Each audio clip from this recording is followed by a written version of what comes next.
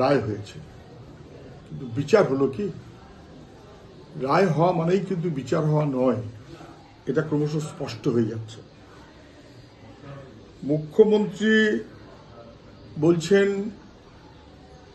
যা, মুখ্যমন্ত্রী কথাতেই তো সব হয়েছে। মুখ্যমন্ত্রী বলেছিলেন মূল আসামিকে আমি ধরে দিয়েছি। মুখ্যমন্ত্রী যেহেতু বলেছিলেন যে মূল আসামি একজন, রাজ্য পুলিশ তাই করেছে। দিল্লি পুলিশ মুখ্যমন্ত্রী যাতে খুশি হয়, সিবিআই তারাও একজনকেই আসামি সাব্যস্ত করেছে। আর ফরেন্সিক বলছে একজনের কাজ এটা নয়, এটা একজনের দ্বারা সম্ভব নয়। বিচার হলো না, রায় হলো। মুখ্যমন্ত্রী যাতে খুশি হন এবং মূল আসামিকে মুখ্যমন্ত্রী ধরে দিয়েছেন, অতএব তার আমৃত্যু কারাদণ্ডের রায় হয়েছে। এটা রায়, বিচার হলো না। সবাই বুঝতে পারছেন অনেকটা কি এড়িয়ে যাওয়া হলো, ধামাচাপা দেওয়া হলো। কাউকে কি বাঁচানোর ব্যবস্থা হলো? কাউকে বাঁচাতে গিয়ে একজনকে কেবলমাত্র ধরা হলো, বাকিরা কোথায়?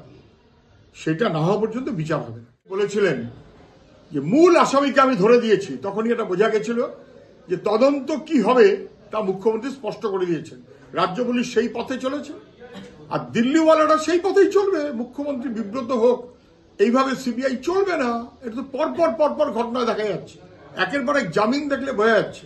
সেটিং বেঙ্গল, সেটিং বেঙ্গল, এটা যারা বুঝতে পারেননি এতদিন, তার এখন স্পষ্ট হচ্ছে সেটিং বেঙ্গল মানে কি। মুখ্যমন্ত্রী বলছেন আমাদের কাছ থেকে সিবিআইতে কেড়ে নেওয়া হলো তদন্তটা।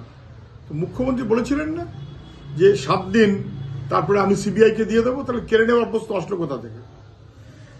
মুখ্যমন্ত্রী কি বলছেন আমি জানি না। উনি বলছেন আমার হাতে থাকলে বিচারটা করিয়ে দিতাম, ফাঁসিটা করিয়ে দিতাম।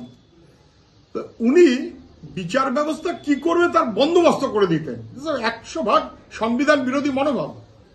ওনার হাতে থাকলে উনি বিচারটা করিয়ে দিতেন, ফাঁসিটা করিয়ে দিতেন, রায় উনিই করে দিতেন, উনি বিচারক। কখনো চলে? কি বললেন? সর্বত্র আমি ফাঁসি করে দিয়েছি, ক্যানিং থেকে গুড়াপ।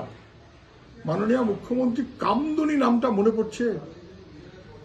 স্পটে গেছিলেন, ফাস্ট ট্র্যাক কোর্ট, 15 দিনের মধ্যে ফাঁসি। আপনার হাতেই ছিল সবটা। বারে বারে সমস্ত বদল হয়েছে। ফাঁসির শাস্তি তো হয়নি বটেই, বরং শাস্তির লঘু হয়েছে। কামদিনীও কিন্তু বিচার পায়নি।